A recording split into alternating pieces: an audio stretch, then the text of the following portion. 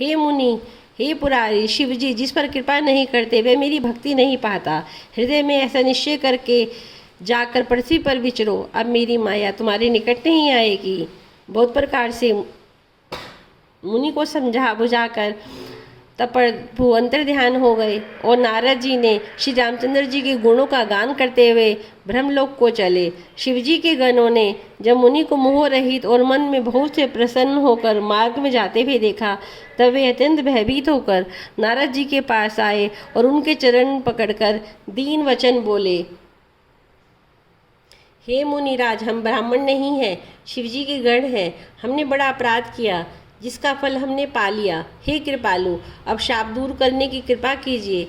दीनों पर दया करने वाले नारद जी ने कहा, तुम दोनों जाकर राक्षस हो जाओ।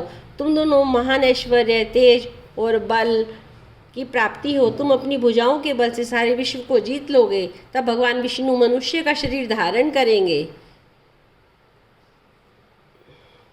युद्ध में श्री हरि के हाथ से तुम्हारी मृत्यु होगी, जिससे तुम मुक्त हो जाओगे, फिर संसार में जन्म नहीं लोगे।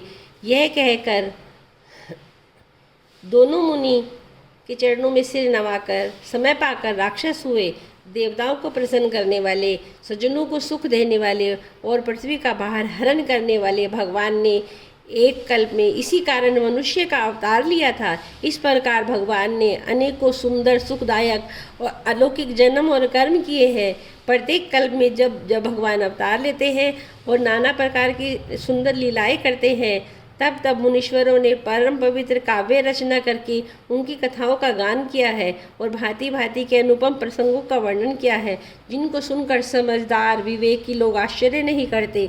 हे भक्तजनों, अगर आपको मेरा यह प्रयास अच्छा लग रहा हो तो कृपया करके मेरे चैनल को लाइक, सब्सक्राइब एंड शेयर कीजिए और कमेंट में लिखिए जय श्री राम।